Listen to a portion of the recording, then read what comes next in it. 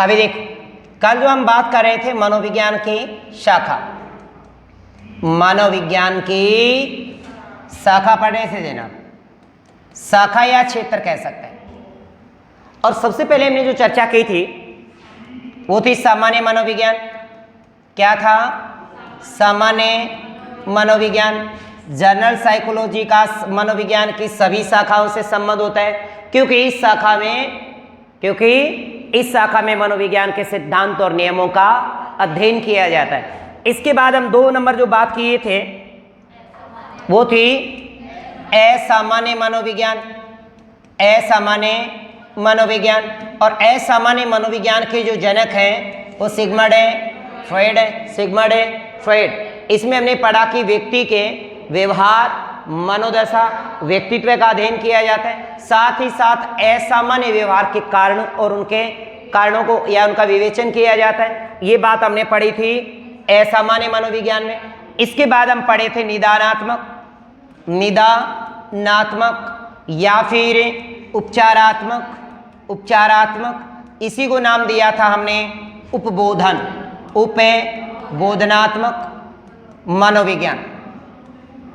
मनोविज्ञान। इसके अंतर्गत हम जो बात कर रहे थे क्या थी कि व्यक्ति के व्यवहार को, कुसमायोजित व्यवहार को जानने का प्रयास करेंगे कि व्यक्ति को कुसमायोजन के कारण क्या है और उनको समायोजित करने के लिए क्या ढूंढेंगे उपाय, उनका सुधार करने का प्रयास करेंगे। किसके अंतर्गत है? निदानात्मक में।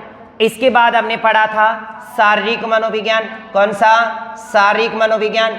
और शारीरिक मनोविज्ञान के अंतर्गत व्यवहार का अध्ययन शारीरिक अवस्थाओं, शारीरिक क्रियाओं के आधार पर, शारीरिक क्रियाओं के आधार पर उनका अध्ययन किया जाता है। ये अपन पढ़े थे। इसके बाद हम पढ़े थे सामाजिक। कौन सा? सामाजिक मनोविज्ञान। सामाजिक मनोविज्ञान में व्यक्ति के व्यवहार का सामाजिक परिवेश में अध्ययन किया जाता है। व्यक्ति के व्यवहार का सामाजिक परिवेश में अध्ययन किया जाएगा। इसके बाद था आपका संस्कृति मनोविज्ञान। कौन सा? संस्कृति मनोविज्ञान। और संस्कृति मनोविज्ञान में आप देखिएगा कि व्यक्ति के व्यवहार, उसके विचार, उसके समय, उन सभी को जानने के लिए संस्कृति की क्या भूमिका है, इसका अध्ययन किया जाता है। किसके अंतर्गत है? संस्कृति मनोविज्ञान। इसके बाद क्या पढ़े थे? जैविक मनोविज्ञान। कौन सा? जैविक मनोविज्ञान। अब जैविक मनोविज्ञान में जैविक कारक भी होते हैं। जैविक पर्यावरणीय मनोविज्ञान या पर्यावरणीय मनोविज्ञान। इसके अंतर्गत हम ये भी कह सकते हैं कि व्यक्ति का भौतिक वातावरण, जैसे जलवायु है, तापमान है, आर्द्रता है, वातावरण विशेष के साथ उनके व्यवहार की अंतःक्रियाओं का अध्ययन किया जाता है। किसमें? पर्यावरणीय मनोविज्ञान। एक इसके बाद जो अगली शाखा जो आती है इसमें स्वास्थ्य मनोविज्ञान। स्वास्थ्य मनोविज्ञान। अब स्वास्थ्य मनोविज्ञान में इसके पीछे होते हैं मनोवैज्ञानिक कारक, मनोवैज्ञानिक घटक। मनोवैज्ञानिक घटक कौन से होते हैं? मनोवैज्ञानिक घटक। मनोवैज्ञानिक घटक जो स्वास्थ्य मनोविज्ञान के अंतर्गत अध्ययन किए जाते हैं, जैसे दुश्चिंता है, कुंठा है,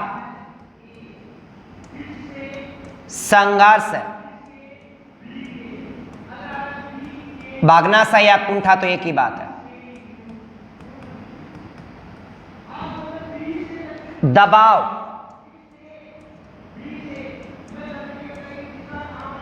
इन सब के जैसे ये मनोवैज्ञानिक जो घटक होते हैं, इन घटकों के कारण व्यक्ति कई बार बीमार हो जाता है। जैसे आपके ऊपर पेपर का बर्डन पड़ा, बीमार हो गए, एक साथ विरोधी भावनाएं मस्तिष्क में आई, संघर्ष की स्थिति बन गई। व्यक्ति अपनी असफलता के भाव को देख लेता है पहले से, भागना सा। दुश्चिंता, चेतन और अचेतन के बीच संघर्ष स्थिति। तो ऐसे में व्यक्ति स्वस्थ नहीं है। मनोवैज्ञानिक कारक में जैसे मान लो दुश्चिंता में क्या होता है? चेतन अचेतन के बीच आपसी संघर्ष। किसी चीज को भुलाने का प्रयास करते हैं, फिर याद आ जाती है, फिर भुलाने की कोशिश करते हैं, फिर याद आ जाती है। ऐसी स्थिति में कौन सब किसका शिकार हो गया? दुश्चिंतक। तो क्या व्यक्ति बीमार नहीं है? कुंठा में व्यक्ति असफलता का भाव पहले से आ जाए, व्यक्ति में असफलता का भाव पहले से आ जाए और अपना आत्मविश्वास खो दे, ऐसी स्थिति क्या होती है? कुंठा या भाग्नस्थ होती है। संघर्ष क्या होती है?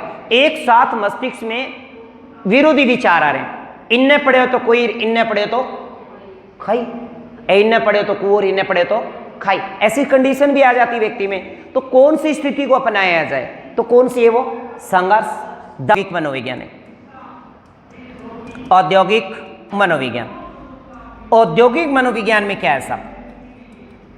औद्योगिक मनोविज्ञान में कि औद्योगिक मनोविज्ञान के अंतर्गत औद्योगिक परिस्थितियों में व्यवहार, बात किसकी आती है आनखड़ी? व्यवहार के। व्यवहार के लिए कोई बात ही नहीं है, व्यक्ति के व्यवहार। तो औद्योगिक परिस्थितियों में व्यक्ति का व्यवहार का अध्ययन किया जाता है औद्योगिक मनोविज्ञान। अगला है अपराध मनोविज्ञान। अपराध मनोविज्ञान, क्राइम साइकोलॉजी की बात करते हैं। इसमें कुसमायोजित व्यक्ति के द्वारा अपराध क्यों किया गया, अपराध के पीछे कारण क्या थे, व्यक्ति की मनोदशा क्या थी उस समय। जैसे क्राइम साइकोलॉजी में नहीं जानते आपने, सीआईडी सुना होगा कि ऐसी कैसी स्थिति आन पड़ी, इसके क्रोध, इसको ये अपराध करना पड़ा। अपराध मनोविज्ञान के अंतर क्राइम क्षेत्र की बात करते हैं इसमें, कि किसी व्यक्ति ने कोई क्राइम कर दिया, कोई अपराध कर दिया, उस अपराध के पीछे क्या कारण है, उस अपराध की वास्तविक स्थितियों का पता लगाया जाता है, वास्तविक स्थितियों का पता लगाया जाता है और उसकी मनोदशा को जानने के बाद उसमें सुधार लाने का प्रयास किया जाता है। यानी अगर कोई कुसमायोजित व्यक्ति अपराध कर देता है तो उस अपराध के कारणों को जानना, उसकी मनोदशा का पता लगाना और फिर उनका निवारण करना, उसमें सुधार लाना ही किसके अंतर्गत आता है? अपराध मनोविज्ञान में। किसमें आता है? अपराध। याद रहेगी तो क्राइम, बस नाम याद रखेगा कि कौन कौन सी शाखाएं किस काम आते हैं, किस शाखा का क्या काम है। एक है बाल मनोविज्ञान, बाल मनोविज्ञान। एक है प्रौढ़ मनोविज्ञान, पर प्रौढ़ से पहले किशोर ले लेते हैं, किशोर मनोविज्ञान। और फिर प्रौढ़ मनोविज्ञान, और चौथा ले लेते हैं मानव मनोविज्ञान। मानव मनोविज्ञान। अब देखो बाल मनोविज्ञान क्या है, किशोर मनोविज्ञान क्या है, प्रौढ़ मनोविज्ञान क्या है, इन शाखाओं में कैसे कैसे अध्ययन किया जाता होगा।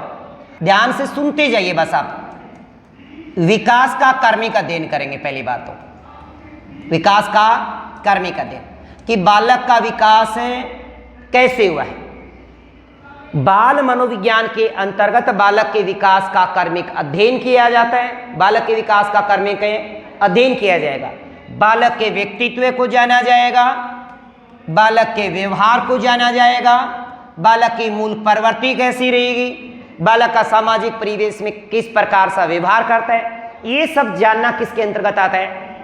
बाल मनोविज्ञान। अपने सिलेबस में अलग से टॉपिक है बाल विकास, क्योंकि बाल मनोविज्ञान को ही वर्तमान में क्या कहा जाता है? बाल विकास। तो बालक के विकास का कार्मिक अध्ययन, उसके व्यक्तित्व, उसके व्यवहार, उसकी मनोदशा, सबका पता लगाया जाता है किसके अंतर्गत है? बाल मनोविज्ञान। और इसमें किशोर मनोविज्ञान में क्या होता है? वही बात, किशोरों का विकास, उसके कुसमायोजन के कारण, उनके व्यक्तित्व यानी उसकी पर्सनैलिटी, उसका व्यवहार, उसकी मूल प्रवृत्ति, उसकी मनोवृत्ति, सबका पता किसमें लगाते हैं अपन? किशोर मनोविज्ञान। मतलब इन सभी का अध्ययन किसमें किया जाता है? किशोर मनोविज्ञान। अब बात आती है प्रौढ़। अब यहां तो है बाल्यावस्था, बाल विकास में बालक की बात करें, किशोर में आप किशोरों की बात करेंगे, प्रौढ़ में आप प्रौढ़ों की, मानव में सभी मानव जाति की बात करेंगे। तो बालक के अंदर तो क्या बताया? बालक के विकास का कार्मिक अध्ययन करेंगे, व्यक्तित्व का अध्ययन करेंगे, उसकी पर्सनैलिटी का अध्ययन करेंगे, व्यक्तित्व का, या फिर उसके व्यवहार का, उसकी मूल प्रवृत्ति का, उसकी मनोवृत्ति का, सामाजिक परिवेश में उसका कैसा व्यवहार है, ये सब किस में जाना जाता है? बाल मनोविज्ञान में, किशोर मनोविज्ञान में बालक के विकास, वही बात विकास और वृद्धि की बात होगी, विकास और वृद्धि। कुसमायोजित, क्योंकि किशोर क्या हो जाते हैं या कुसमायोजित होते हैं, जबकि बालक कुसमायोजित नहीं होता। तो यहाँ पे एक नया वर्ड और जुड़ जाएगा, कुसमायोजन। यहाँ पे कुसमायोजन के कारण जाना जाएगा, कुसमायोजन के कारण, कुसमायोजन के कारणों का पता लगाना, उनका अध्ययन करना, ये नई चीज जुड़ जाएगी इसमें। बाकी सेम का सेम, यानी विकास का कर्मिक अध्ययन, वृद्धि का विकास का कर्मिक अध्ययन, व्यक्तित्व का अध्ययन, व्यवहार का अध्ययन, मूल प्रवृत्ति का अध्ययन, यानी उनकी मनोवर्ती मूल प्रवृत्ति का अध्ययन। और यहाँ पे कुसमायोजनों का कारण का पता लगाना, उनका अध्ययन करना किसमें आता है, किशोर। यहाँ पे भी वही बात होती है, यहाँ पे भी प्रौढ़ों के सामने भी वही समस्या खड़ी होती है, उनकी वृद्धि और विकास, वृद्धि विकास, उनका व्यवहार, उनके कुसमायोजन के कारण, संघर्ष दुश्चिंता के कारण। मानव मनोविज्ञान के अंतर्गत मानव का व्यवहार और उसकी मनोदशा का अध्ययन किया जाता है।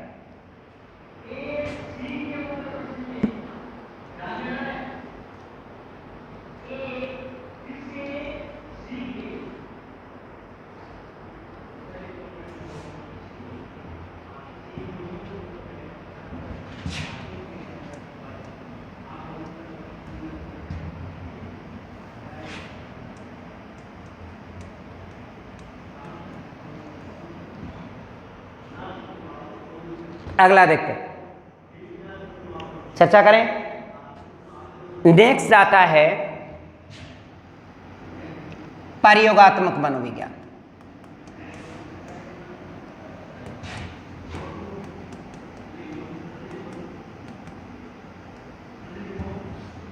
बालक के विभिन्न परिस्थितियों में प्रयोगों के आधार पर उसके व्यवहार का अध्ययन करना। किसके आधार पर है, प्रयोगों के आधार पर उनका अध्ययन करना।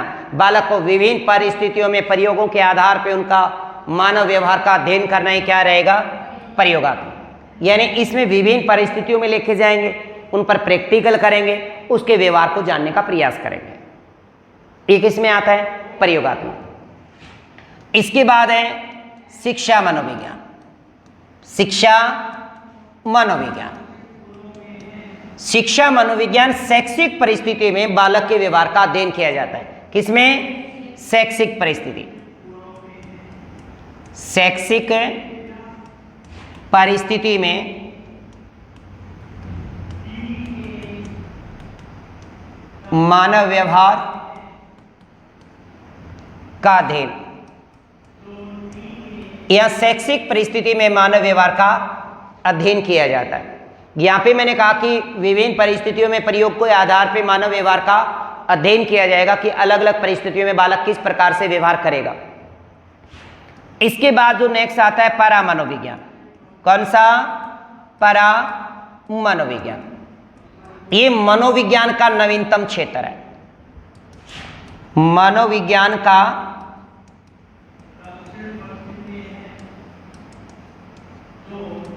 नवीनतम क्षेत्र,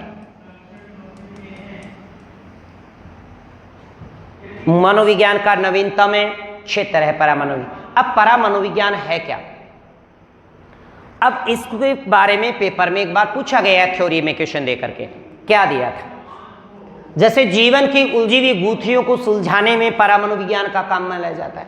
क्या बताया है, जीवन की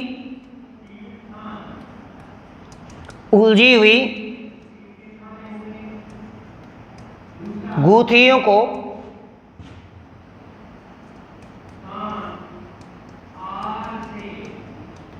सुलझाने हेतु मनोविज्ञान के किस क्षेत्र को काम में लाया जाता है, तो वह परामनोविज्ञान। इसमें साथ ही साथ पुनर्जन्म का, पुनर्जन्म यानी पुनर्जन्म जैसी जो गुत्थियां होती हैं,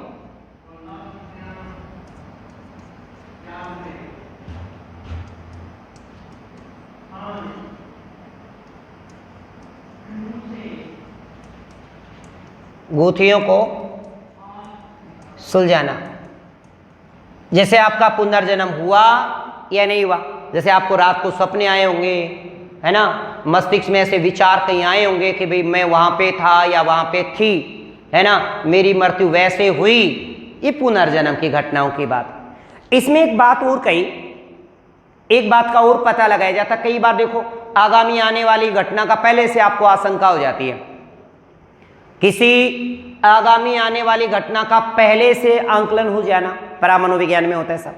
जैसे कोई घटना घटी नहीं, पहले आपको आशंकित हो गए कि ऐसा हो सकता है, और वैसा ही होता है। जैसे कोई आपका प्रिय है और प्रिय व्यक्ति कहीं बाहर रहता है और उस व्यक्ति विशेष के साथ कोई घटना घट गई और वो आपको पहले एहसास हो गया, परामनोविज्ञान है।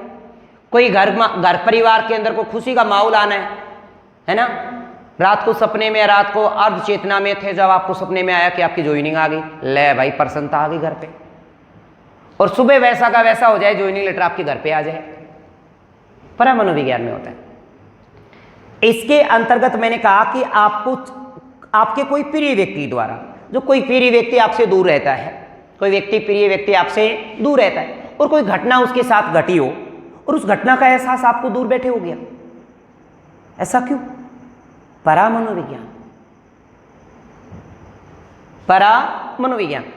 या फिर ये होता है कि कोई खुशी आनी है घर में, कोई प्रसन्नता का माहौल आना है, पहले से एहसास हो गया, परामनोविज्ञान। इसके बाद देखो नेक्स्ट अगली बात,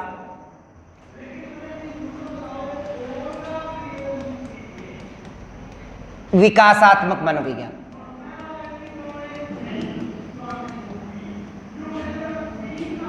जनक है साहब जीन पियाजे, कौन है? जीन पियाजे। इसके जनक, विकासात्मक मनोविज्ञान का जनक है जीन पियाजे है। इनका मानना है कि गर्भधारण से लेकर या गर्भधारण से लेकर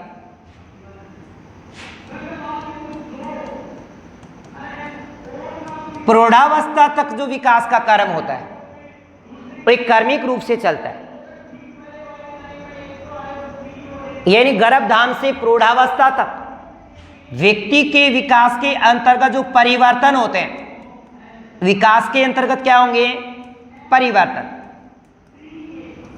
उनमें वृद्धि, परिवर्तन या वृद्धि जो होते हैं, विकासात्मक मनोविज्ञान जो जीन पियाजे बताते हैं इसके बारे में कि गर्भधारण से लेकर प्रौढ़ावस्था तक लेकर के बालक के विकास के अंतर्गत, वृद्धि के अंतर्गत उनके परिवर्तन किस प्रकार के होते हैं, कैसे उसके अंदर परिवर्तन देखे जाते हैं। वृद्धावस्था में भी परिवर्तन होते हैं, वृद्धावस्था में भी परिवर्तन होते हैं, बालावस्था में भी होते हैं, यानी बाल्यावस्था में होंगे, शैशवावस्था में भी होंगे। गर्भधारण से प्रौढ़ावस्था तक विकास का जो कर्मिक अध्ययन, विकास का कर्मिक अध्ययन किया जाता है, जिसके अंदर परिवर्तन कैसे हुए, वृद्धि कैसे हुई, उसमें ह्रास कैसे होता है, उसमें ग्रोथ कैसे होती है, इन सभी परिवर्तनों का विकास के कर्मिक अध्ययन के अंतर्गत जीन पियाजे ने विकासात्मक मनोविज्ञान के बारे में बताया कि विकासात्मक मनोविज्ञान के अंतर्गत गर्भधारण से लेकर प्रौढ़ावस्था तक जो विकास कर्मिक रूप से चलता है, उसके अंदर विकास कर्मिक रूप से कैसे चलता है, परिवर्तन कैसे होते हैं, वृद्धि कैसे होती है, और उसके व्यवहार में कौन कौन से परिवर्तन आते हैं, और उसके व्यवहार में कौन कौन से परिवर्तन आते हैं, गुणात्मक होंगे या परिमाणात्मक होंगे, इन सभी का यहाँ पे विकासात्मक मनोविज्ञान के अंतर्गत अध्ययन किया जाता है। अगला है संज्ञानात्मक मनोविज्ञान। संज्ञानात्मक मनोविज्ञान, इसके प्रवर्तक भी जीन पियाजे, जीन पियाजे। संज्ञानात्मक मनोविज्ञान में इन्होंने एक बात कही कि व्यक्ति का व्यवहार व संज्ञानात्मक क्रियाओं में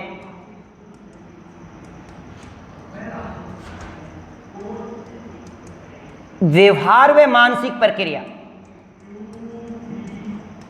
व्यवहार व मानसिक प्रक्रिया में तर्क, चिंतन, मनन को महत्व दिया, को महत्व दिया।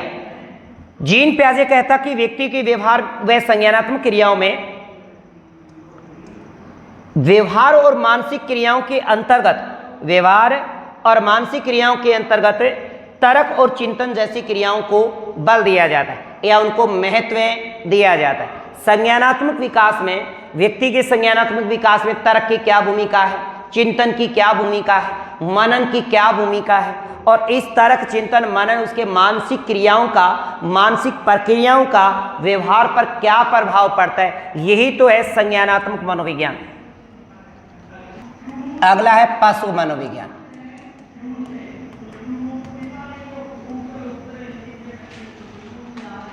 पशु मनोविज्ञान के अंतर्गत पशुओं के व्यवहार पर अध्ययन किया जाता है, यानी पशुओं को किन परिस्थितियों में उन पर नियंत्रण किया जा सकता है। और मनोविज्ञान के अंतर्गत जब अधिगम पढ़ेंगे आप, तो अधिगम में आप पढ़ोगे कि अलग अलग मनोवैज्ञानिकों ने अलग अलग प्रकार के पशुओं पर प्रयोग किए। जैसे थार्नडाइक ने बिल्ली पर किया, स्किनर ने चूहे और कबूतर पर किया, पावलोव ने कुत्ते पर प्रयोग किया, और कोहलर ने चिंपांजी नामक एक सुल्तान नामक चिंपांजी पर किया। तो यानी पशुओं को किस परिस्थिति में नियंत्रित किया जाता है, इसके अंतर्गत पशुओं के व्यवहार का अध्ययन किया जाता है। आप देखिए, मनोमिति मनोविज्ञान,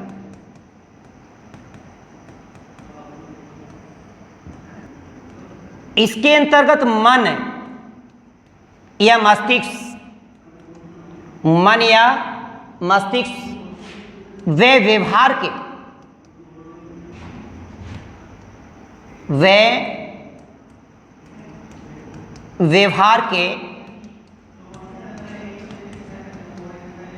विभिन्न पहलुओं का वस्तुनिष्ठ मापन हेतु तकनीक व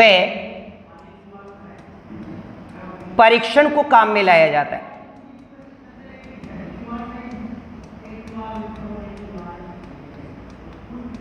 लाया जाता है। जैसे एग्जाम्पल के तौर पे रुचि परीक्षण है, मनोवर्ती परीक्षण है, मनोवर्ती परीक्षण, बुद्धि परीक्षण है, बुद्धि परीक्षण। इन सभी तकनीकों का, इन सभी परीक्षणों का व्यवहार के विभिन्न पहलुओं को जानने, उनका वस्तुनिष्ठ मापन तकनीक और परीक्षण के माध्यम से काम में लेंगे। यानी व्यक्ति के मन, मस्तिष्क और व्यवहार से जुड़े जो विभिन्न पहलू होते हैं, व्यक्ति के मन, मस्तिष्क या व्यवहार से जुड़े जो विभिन्न पहलू होते हैं, उन पहलुओं का वस्तुनिष्ठ मापन हेतु कोई ना कोई तकनीक, कोई ना कोई परीक्षण अपनाया जाता है। और किस शाखा के अंतर्गत है? मनोमिति मनोविज्ञान के अंतर्गत है। इसके अंतर्गत है रुचि का परीक्षण जैसे ले लें, मनोवर्ती का परीक्षण ले लें, बुद्धि का परीक्षण ले लें, है ना। व्यक्तित्व परीक्षण इसी के अंतर्गत आता है। किसका? व्यक्तित्व। व्यक्तित्व परीक्षण भी इसी में आएगा। यानी व्यक्तित्व परीक्षण में व्यक्ति के व्यवहार के विभिन्न पहलू को जानने का प्रयास करते हैं।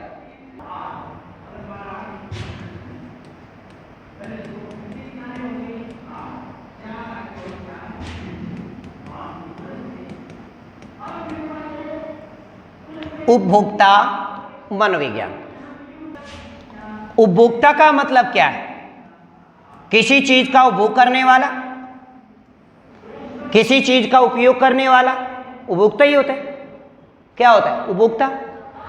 इस उपभोक्ता के पहली बात तो इसके व्यवहार का। दूसरी बात होती है किसी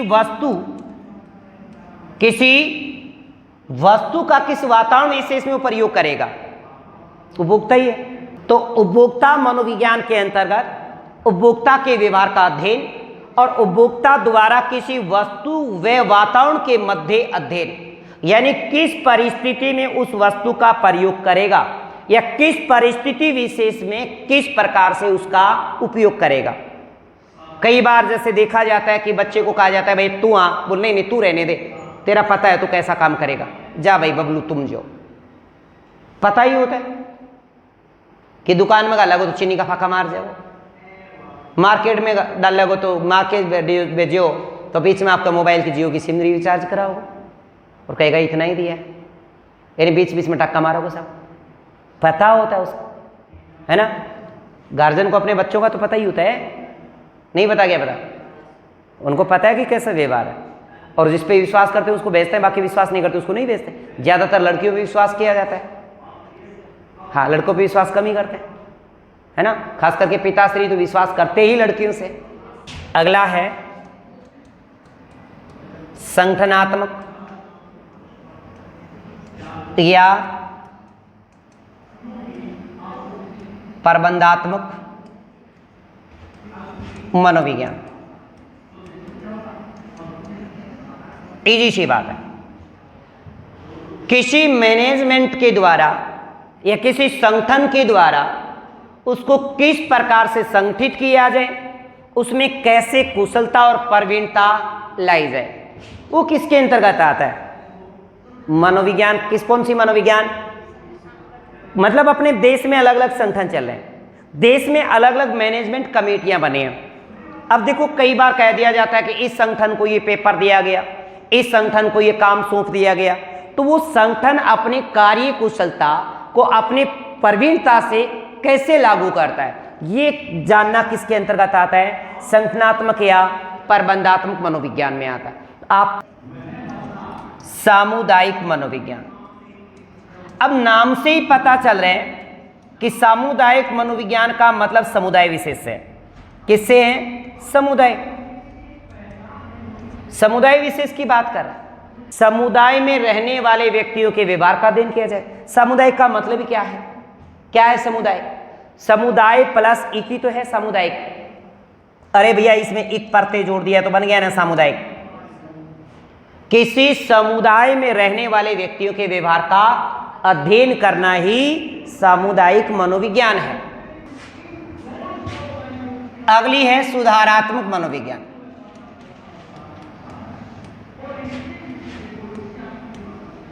सुधार करना है सब इसमें।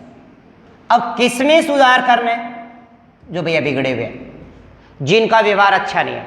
इसका मतलब एक तो असामान्य व्यवहार वाले, एक कुसमायोजित,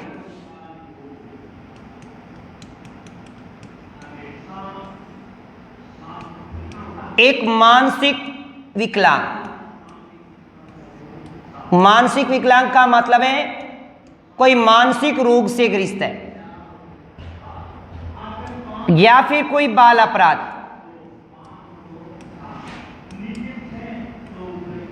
इन सभी के व्यवहार में सुधार लाने हेतु मनोविज्ञान की जिस शाखा का प्रयोग किया जाता है वो कहलाती है सुधारात्मक मनोविज्ञान।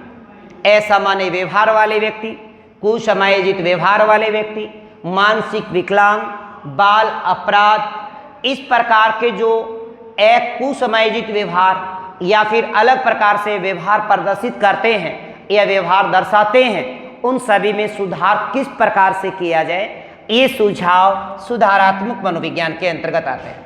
सुधार क्रीड़ा, क्रीड़ा का मतलब खेल ही होता है। क्या होता है, खेल। तो इसको कह सकते हैं खेल मनोविज्ञान। देखो खेल में दो चीजें होती हैं। खेल में होगा खिलाड़ी,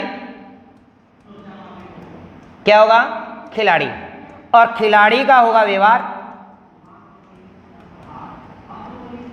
इस खिलाड़ी का व्यवहार किसी परिस्थिति विशेष में या किसी वातावरण विशेष में कैसा है, उस खिलाड़ी के व्यवहार में उस वातावरण विशेष में सुधार लाने हेतु जो प्रयास किया जाता है वो क्रीड़ा मनोविज्ञान में किया जाता है। कानून मनोविज्ञान,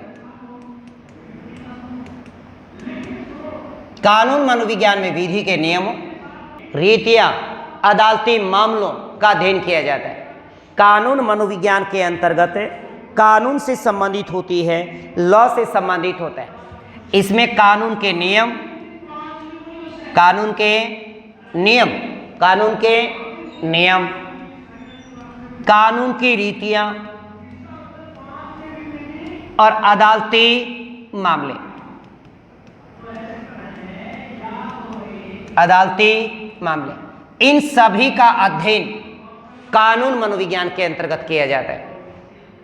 इसके बाद आता है एक राजनीतिक मनोविज्ञान। राजनीतिक मनोविज्ञान, अब राजनीतिक मनोविज्ञान में राजनेताओं की बात नहीं होती,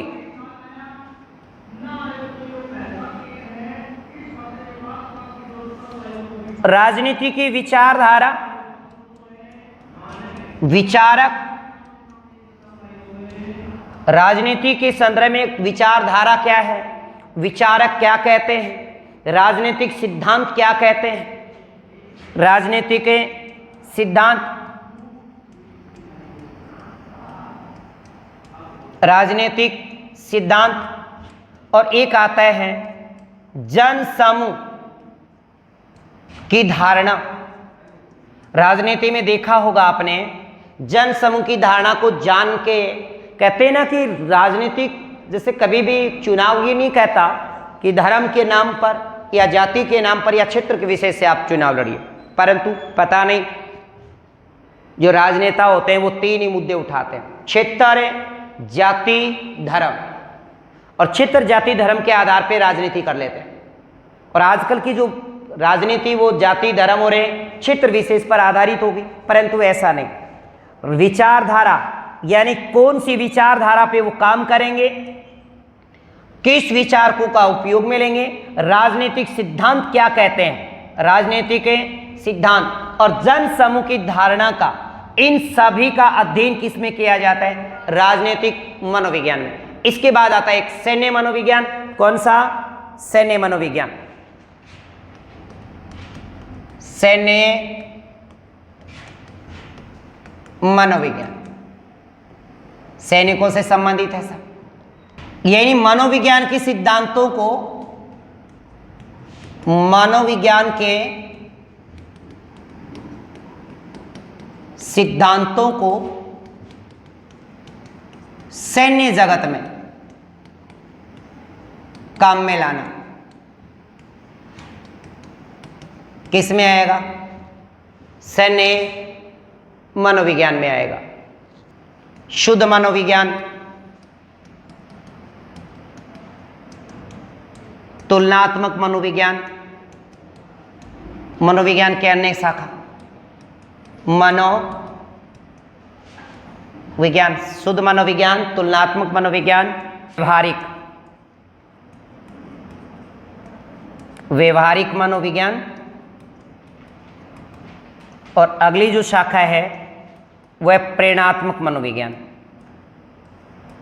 प्रेरणात्मक है मनोविज्ञान, यानी हमें ये पता होना चाहिए कि मनोविज्ञान की कौन सी शाखा है और कौन सी शाखा नहीं है।